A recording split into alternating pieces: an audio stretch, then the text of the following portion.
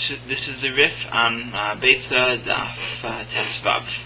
Neiv Tachlifa Avua de Rabbanai Chazaa.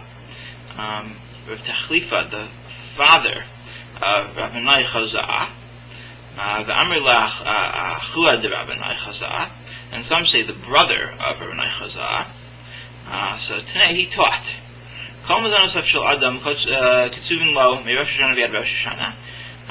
All of a man's provisions, everything that he's going to earn and get, is apportioned to him from one Rosh Hashanah to the next.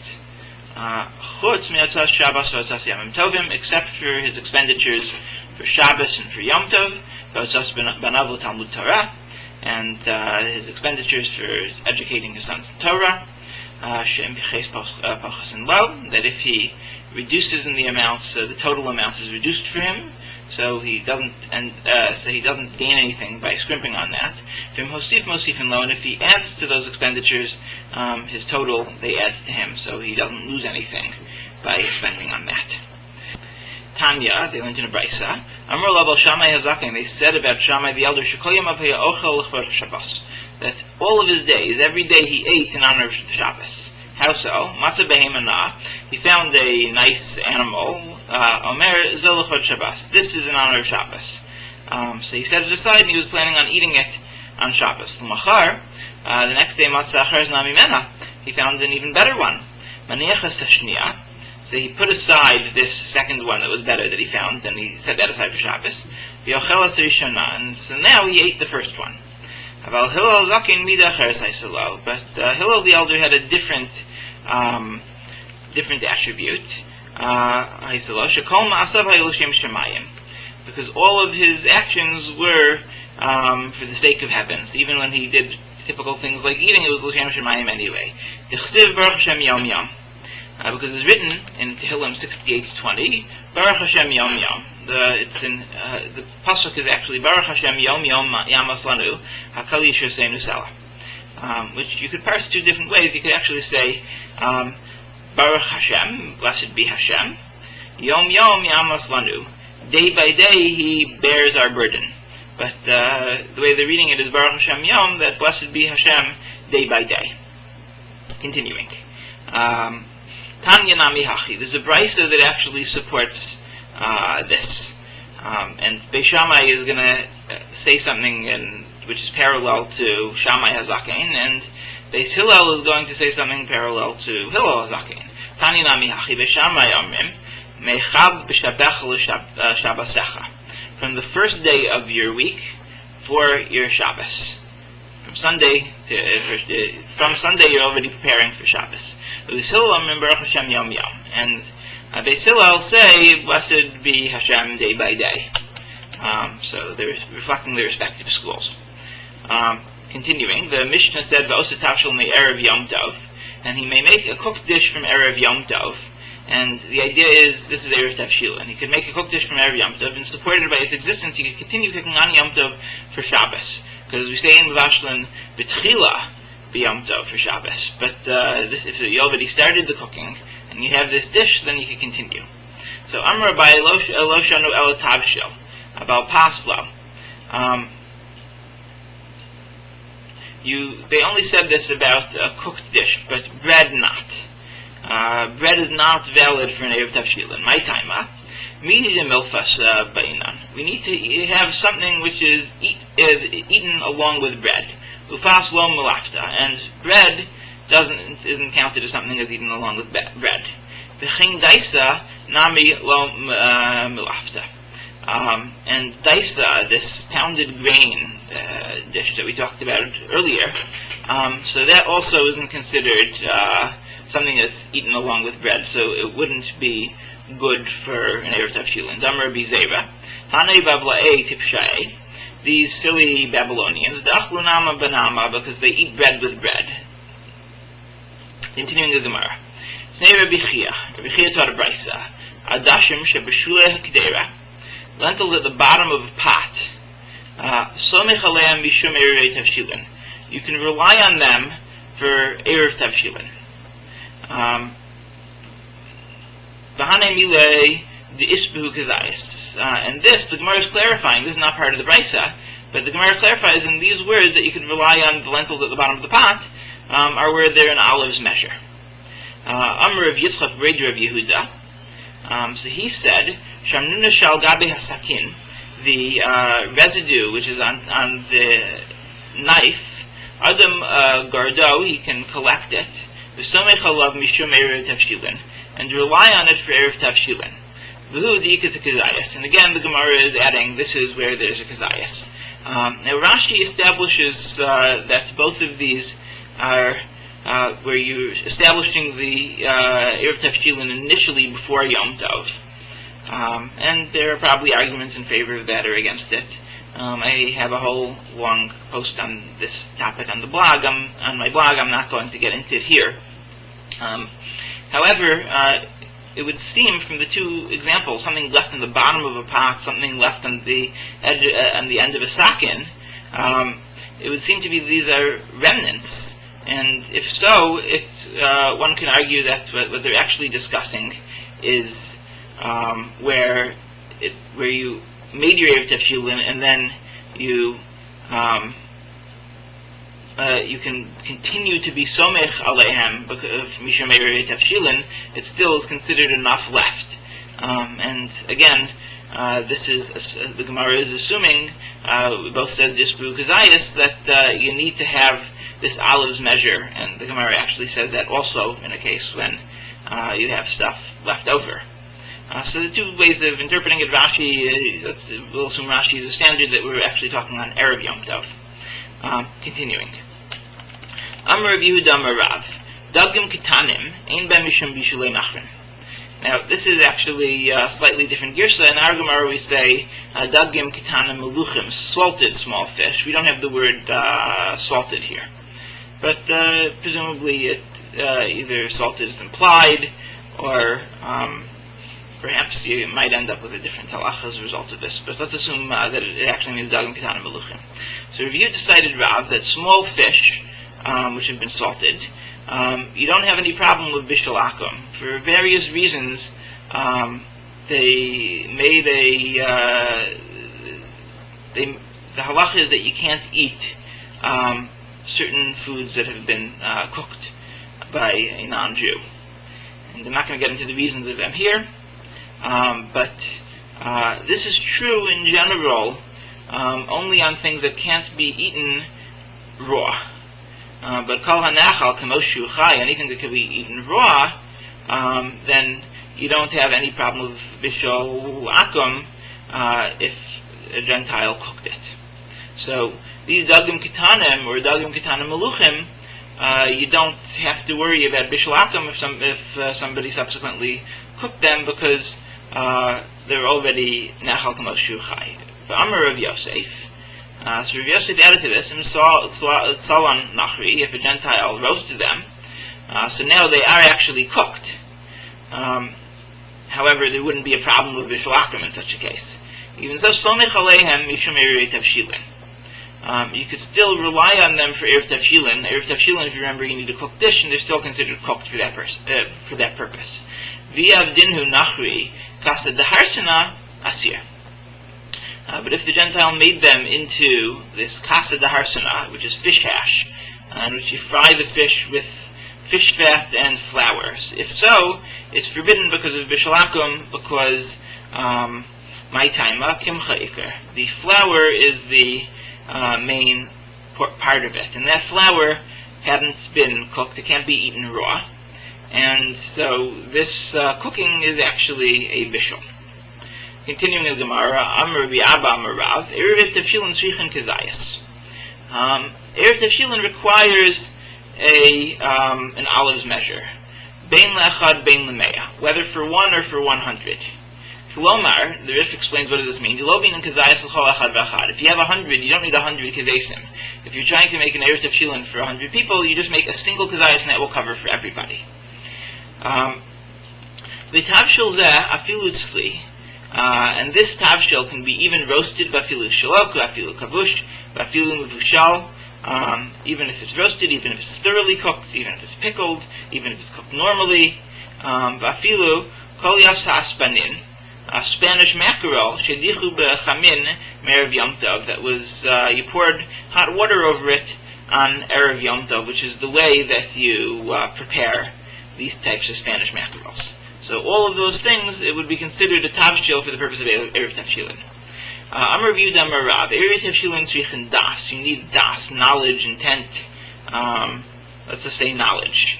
So Pshita das maniach binan. It's obvious that you need the intent / knowledge of the person who establishes the Erev Tavshilin. Das mi shehinichu lo ba'inan o lo ba'inan. But what about, do you require it for the person for whom the Erev was established? In other words, he's not establishing the Erev, but he's going to rely on it later. So, Tashema, we're going to come into your proof. The Shmuel, ma'arev akula narda. Shmuel made this Erev Tavshilin for all of Narda, where he lived. Rabbi Ami, Rabbi Asim, Marve Akulu Tveria. They made this Erev Tavshilin for all of Tveria. And Makriz, Rav Yaakov, he announced, if somebody didn't make their own Erev Tavshilin, Yavav Yismach al Shali, you could come and rely on mine.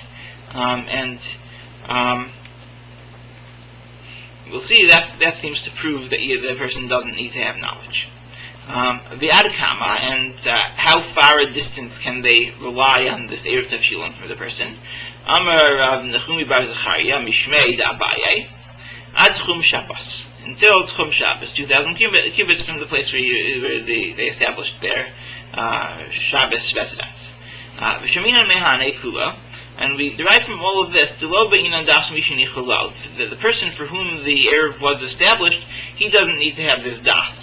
If you inform him on Yom Tov itself, Shehu Erev Shabbos, which is Friday, which is Erev Shabbos, which is when you need to actually prepare for Shabbos. So you inform him on Friday, Erev Alav, that you made this Erev Tavshilin for him, Me'atmal, yesterday.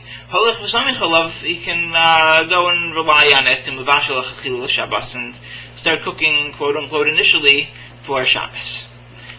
Continuing. Uman Damar V'chavrei, somebody who makes this Erev Tavshilin for his friend, or Abnei Maseh, or for the people of his city, Sarach L'Zakos, he needs to acquire on their behalf, that it's now in their possession. You need to effect this transaction. The Garshinan Be'erevin, because we learn in Erevin B'Ferach Chalon, Shebein Sheikh HaSeros, this is on Daf 80a. Bayrav Nachman, Erev Tavshilin Sarach L'Zakos Lo, do you need to effect this transfer of ownership for Erev Tavshilin to the person for whom you're doing it, or not? So Amar of Yosef, Umayti Bailei, what exactly is this question? Amar Shmuel said Tzarech Zakosel, you need to effect this transfer of ownership, the Kushum Zaka, and when he does this, Enum Zaka Lo Lidei Beno, this is, in other words, you can effect the transfer on behalf of somebody else, even if they don't know, you use some third party, and they acquire it on that other person's behalf. So, how do you effect this transfer? You can't use his son and daughter who are ketanim, who are minors, nor his servant or maidservant who are kenanim, in other words, that an evet kenani, or shifcha kenanis, because their hand is like his hand. Whatever they acquire is what he acquires, so it's not considered a third party to be able to effect a transfer to somebody else. He can effect the transfer via his adult son and daughter, his Evet Ivri or Amma Ivriya, and also via his wife, like we say in terms of Shabbos. And this that they said via his wife. So we establish this Beferek Elum Nedarim. We establish this case. We're talking about an Erev Chatzeros there, and so we're saying that that his wife has where his wife has a courtyard in that same alleyway. And she lives by herself. So, migo dezachil gufa, and since she can acquire for herself, she could also acquire for somebody else. But a woman who lives with her husband in the same courtyard, she cannot acquire on behalf of anybody else. That we establish for ourselves that the hand of the wife is like the hand of her husband. So anything she would acquire, he would acquire, so that wouldn't manage to effect the transaction, transfer of ownership. And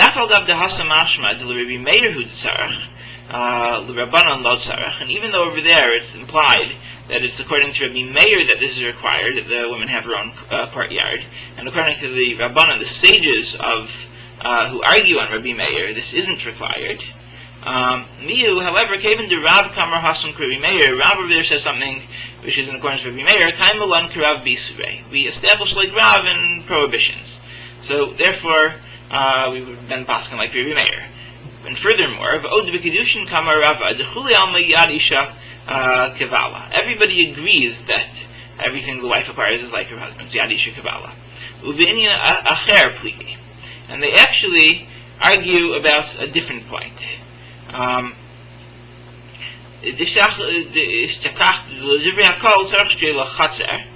according to everyone it's required that she have a chat. And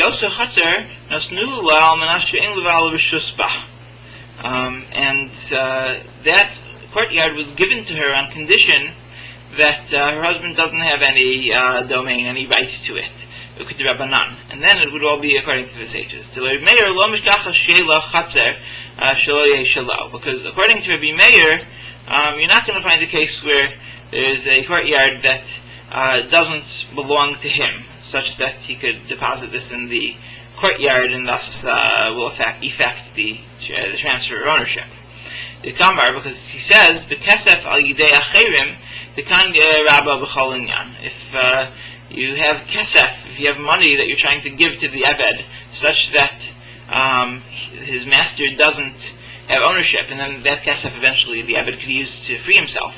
So we say that the Eved can't do that, because if other people give to him, the master acquires it anyway.